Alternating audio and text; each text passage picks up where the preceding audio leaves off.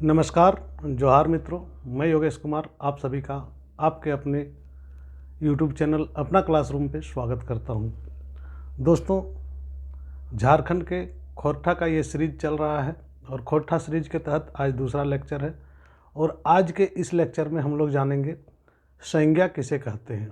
देखिए, यहाँ पर कुछ चीज़ें होती है जो कि आपको थोड़ा सा अलग करती है। जैसे हम लोग वहाँ पढ़ते थे हिंदी व्याकरण में किसी व्यक्ति, वस्तु, स्थान या भाव के नाम को संज्ञा कहते हैं।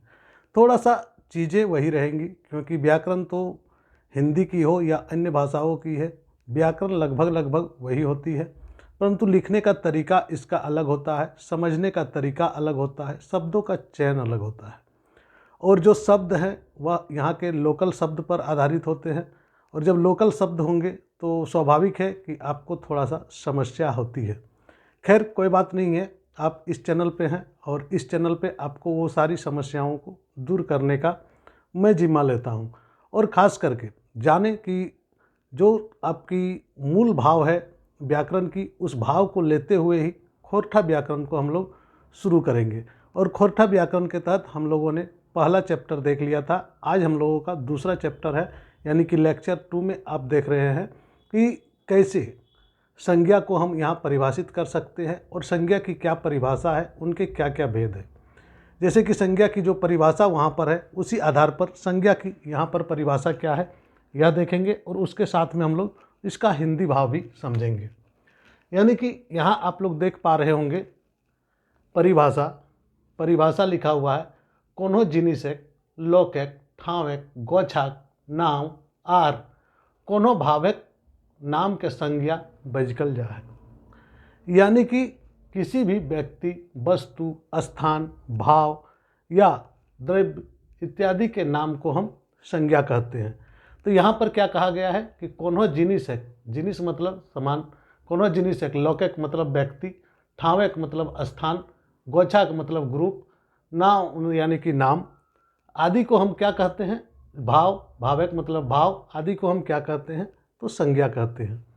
जैसे कि जे रकम मतलब होता है एग्जाम्पल, तो जान लीजिए जैसे कि मोहन, गोला, टेमरस मतलब अमरूद होता है, टेमरस, कांदक, हासक, भाव, आरो मतलब होता है इत्यादि। तो ये जान लीजिए कि ये सारी चीज़ें आपकी संज्ञा के अधीन आती है और संज्ञा की परिभाषा में हम मोटा मोटी इसे ही लिखेंगे। अब देखिए संज्ञा के भेद कितने होते हैं। तो हमारी हिंदी व्याकरण जो है उसमें संज्ञा के जो भेद हैं 5, यहाँ पर भी संज्ञा के भेद 5 ही होते हैं। तो संज्ञा के भेद 5 होते, थोड़ा लिखने का तरीका को जानेंगे। संज्ञा किस्म, संज्ञा के भेद या संज्ञा के प्रकार। तो यहाँ आप लिखेंगे संज्ञा किस्म, क्या क्या होता है संज्ञा। तो पहला होता है व्यगत वाचक संज्ञा, यानी कि व्यक्तिवाचक संज्ञा। इसको बो में एकार गौ ई तो व्यगत, बो में आकार चौक, वाचक संज्ञा बा लिखेंगे, वा नहीं लिखेंगे, वाचक संज्ञा कहते हैं, यानी कि व्यक्तिवाचक संज्ञा। तो व्यक्तिवाचक संज्ञा में क्या क्या आता है, तो व्यक्तिवाचक संज्ञा में आता है जैसे कि मोहन है, गंगा है, दिल्ली है, ये सारे व्यक्तिवाचक संज्ञा में आते हैं। उसी प्रकार से है जातिवाचक, तो इसको हम लोग खोरठा में बोलते हैं जाति वाचक संज्ञा। तो जाति वाचक संज्ञा यानी कि जातिवाचक संज्ञा, जैसे पोहना मतलब होता है मेहमान, पोहना, गोरू मतलब होता है बैल, पहाड़ मतलब होता है पहाड़। तो ये चीज़ें आपका जातिवाचक संज्ञा में आ जाएंगे। तीसरा नंबर है आपका गोठवाचक संज्ञा। गोठवाचक संज्ञा यानी कि समूहवाचक संज्ञा। तो गोठ मतलब होता है एक साथ किसी चीज़ को रखने का, जैसे का फूलों का गोठ, लकड़ी की गठरी, कपड़ों की गठरी, लकड़ी का लोदरवा जिसको बोलते हैं। तो ये सारी चीज़ें आपका समूहवाचक संज्ञा में आता है। जैसे कि लोगों का जमावड़ा भी बोल सकते हैं, जैसे जतरा मेला हो गया, टूसू मेला हो गया, ये सारे आपके गोठवाचक संज्ञा में आएंगे। स्कूल हो गया, क्लास हो गया, यहाँ पर क्लास मतलब क्लास वर्ग, तो ये चीज़ जान लें। तो जतरा, स्कूल, क्लास। नेक्स्ट है चौथा नंबर जिनिसवाचक संज्ञा, जिसको हम लोग द्रव्यवाचक संज्ञा कहते हैं, उसी को हम लोग खोरठा में जिनिसवाचक संज्ञा कहते हैं।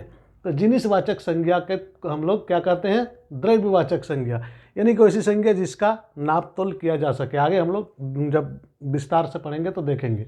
तो जैसे कि लुगा, लुगा मतलब कपड़ा, सोना, दूध, ये सब नाप जोक जिसमें होता है वो सारी चीज़ें।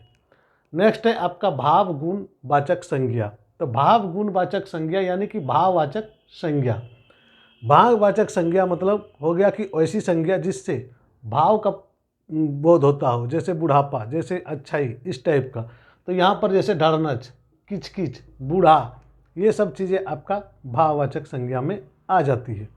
तो खोरठा व्याकरण का संज्ञा जो है मूल रूप से हिंदी व्याकरण की संज्ञा की तरह ही चलते हैं और 5 भेद इसके भी हैं। और पांचों भेद एकदम सिंपल वे में हम लोग समझ रहे हैं।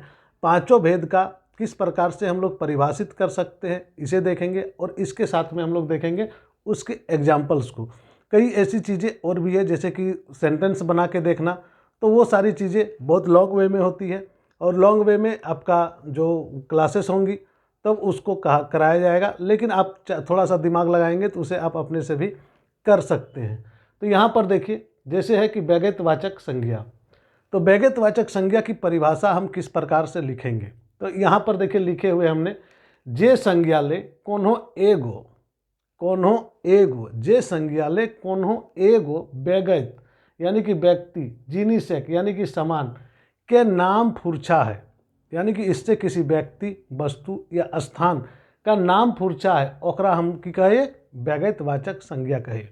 वैसन संज्ञा जकर से कोनो व्यक्ति के हमें यानी कि कोनो लोकक नाम बुझा है, कोनो सामानक नाम बुझा है, तो ओकरा हमनी व्यक्तिवाचक संज्ञा के श्रेणी में राखे पारी, और यह सब व्यक्तिवाचक संज्ञा के अधीन आवा है, और यह सब व्यक्तिवाचक संज्ञा कहल जाए। तो एक में कैसे कैसे, जैसे कि मोहना, मोहन नाम है तो मोहना यहाँ कहल जाए तो मोहन हो गए। वैसे ही गंगा नदी, तो गंगा। जैसे कि सिपाही, सिपाही देखिए समूहवाचक संज्ञा में लोग मार रहे, गोठवाचक संज्ञा में, लेकिन झारखंड में सिपाही चीज़टा जो है ना एगो व्यक्ति के संबंधित हो जाए, और यहाँ एगो व्यक्तिवाचक संज्ञा के रूप में एकरा जानल जाए। एकदम ध्यान रखवा कि इटा ऑब्जेक्टिव में पूछल जाए बार बार कि सिपाही किस संज्ञा के अधीन आता है, सिपाही कौन संज्ञा में है बतावा। तो ये सिपाही आपका व्यक्तिवाचक संज्ञा में आएंगे, यानी कि व्यगतवाचक संज्ञा इसका आंसर होगा। सिपाही, जापान, होली, दिवाली, उपद्रव, शब्द जान लीजिए, उपद्रव, उपद्रव कहीं कहीं दूसरी संज्ञा में आते हैं, लेकिन झारखंड के यानी कि खोरठा में उपद्रव जो है वह आपका व्यक्तिवाचक संज्ञा में आते हैं, यानी सिंगुलर संज्ञा में रखा गया है। दूसरा है आपका जातिवाचक संज्ञा, यानी कि जातिवाचक संज्ञा। जातिवाचक संज्ञा कहने का मतलब है कि ऐसा संज्ञा जिससे पूरे समुदाय का बोध हो या पूरा जाति का बोध हो। हिंदी में हम लोग की यही परिभाषा होती है, तो इसी प्रकार से खोरठा में भी परिभाषा है। जे संज्ञा ले कोनो खास जातिक, जे संज्ञा ले कोनो खास जातिक भाव फुरछा है, ओकरा जातिवाचक संज्ञा कहल जा है। वैसे संज्ञा शब्द जिससे किसी जाति या भाव उसका आपको प्रदर्शित होता है, फुरछा है मतलब प्रदर्शित होता है, तो उसे हम लोग क्या कहते हैं, जातिवाचक संज्ञा कहते हैं। जे रकम पोहना, पोहना मतलब होता है मेहमान, यहाँ पर हम लोगों ने देखा था पोहना, पोहना मतलब मेहमान, गोरू मतलब बैल, छौआ मतलब गिदर, बच्चा, पहाड़ मतलब पहाड़, टुंगरी मतलब छोटे छोटे पठार, आरो आरो मतलब इत्यादि। तो ये आपका हो गया जातिवाचक संज्ञा। इसके अलावे हम लोग जाते हैं गोठवाचक संज्ञा यानी कि समूहवाचक संज्ञा पर। तो गोठवाचक संज्ञा ककरा कहल जाए, यहाँ एकरा देखल जाए। तो गोठवाचक संज्ञा जे संज्ञा ले कोनो जिनिसक चाहे व्यगतिक कोठक भाव फुरछा है, यानी कि कोनो जिनिसक चाहे कोनो व्यक्ति के गोठ के यानी कि समूह के भाव पर फुरछा है, तो ओकरा हम गोठवाचक संज्ञा के श्रेणी में राखे। यानी कि जैसे जिस संज्ञा शब्द से किसी व्यक्ति या वस्तु के समूह को बोध होता है उसे हम लोग समूहवाचक संज्ञा कहते हैं। तो यहाँ पर वही है गोठ। जे संज्ञा ले कोनो जिनिसक चाहे व्यक्तिक गोठक भाव फुरछा है, तो ओकरा हम गोठवाचक संज्ञा बजकल जा है, यानी कि ओकरा गोठवाचक संज्ञा कहा जाता है। तो जैसे कि जतरा, जतरा एक मेला है। स्कूल मतलब हम लोग जो स्कूल बोलते हैं SCHOOL, क्लास मतलब वर्ग, बरियात, यहाँ देखेंगे बरियात, बरियात मतलब होता है बाराती जो शादी विवाह में आते हैं वधु वर पक्ष से वधु पक्ष के यहाँ। पेठिया, ये शब्द बहुत ही इम्पोर्टेंट है। बाजार, पेठिया मतलब होता है यहाँ बाजार। कहाँ जाही पेठिया, बुध दिने पेठिया लागतो, तो मतलब बुध के बाजार लगेगा, ये चीज़ें बात होती है। नेक्स्ट है आपका जिनिसवाचक संज्ञा। जिनिसवाचक संज्ञा मतलब होता है आपका द्रव्यवाचक संज्ञा, यानी कि वैसा संज्ञा जिसका नाप तोल किया जा सके, तो वो द्रव्यवाचक संज्ञा कहलाता है। तो यहाँ पर क्या है कि जिनिसवाचक संज्ञा के खांधा में ओइसन जिनिसक राखल जा है, ओइसन जिनिस के राखल जा है जकरा नाप जोख करल जा सको है। नाप जोख मतलब जिसका नाप तोल किया जा सकता है, वैसी संज्ञा शब्दों को यहाँ पर रखते हैं। जैसे कि लुगा, लुगा मतलब कपड़ा, सोना मतलब जो गोल्ड है वो, दूध मतलब मिल्क, चांदी मतलब सिल्वर। तो इन सभी चीज़ों का नाप होता है। चार हो गया, दाल हो गया, उसके बाद मकई हो गया, जोनरा हो गया, यानी कि जोनरा मकई के जोनरा हो गया। तो इस टाइप से हम लोग उसको क्या कहते हैं, जिनिसवाचक संज्ञा, जिसका हम लोग नाप तोल करते हैं, यानी कि जो नाप तोल में आता है उसको हम लोग जिनिसवाचक या हिंदी में हम लोग द्रव्यवाचक संज्ञा कहते हैं।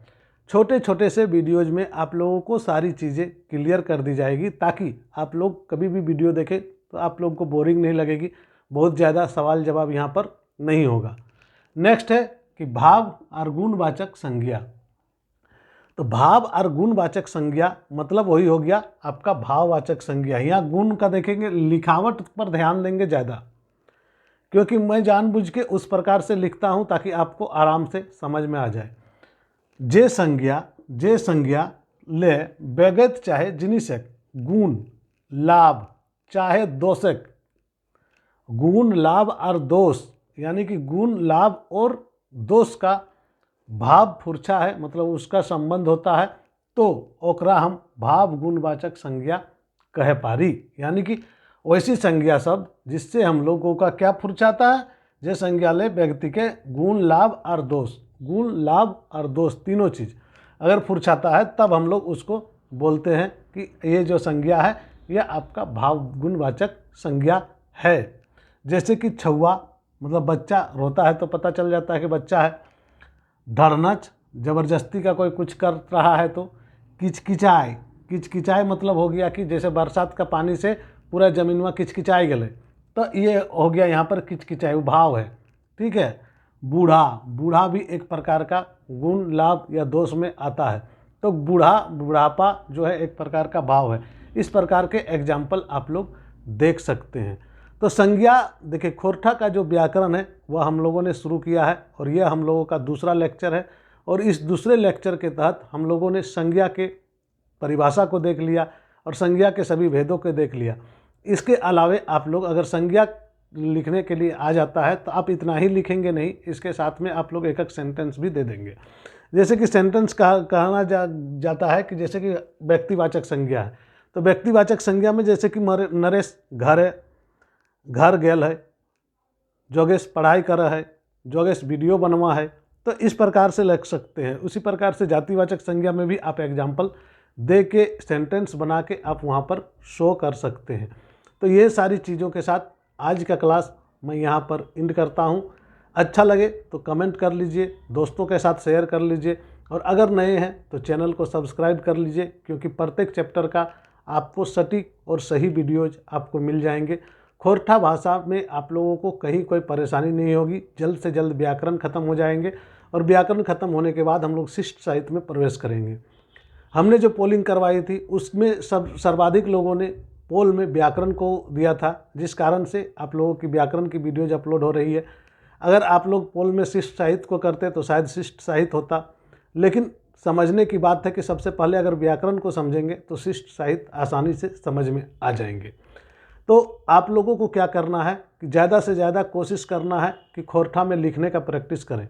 जो चीज़ें लिखी गई है उन चीज़ों को दोहराएं, उन चीज़ों को फिर से लिखें, और अगर समस्या होती है तो मेरा जो मोबाइल व्हाट्सअप नंबर है 8789417066, यहाँ पर आप लोग मैसेज कर सकते हैं, यानी कि PDF बना के आप यहाँ पर भेज सकते हैं, मैं उसका करेक्शन कर दूंगा कि जहाँ पर भी कोई दिक्कत हो तो वो आपकी समस्या समाधान हो जाएगी। धन्यवाद। झारखंडी जोहार। फिर से मिलते हैं नेक्स्ट सेशन में।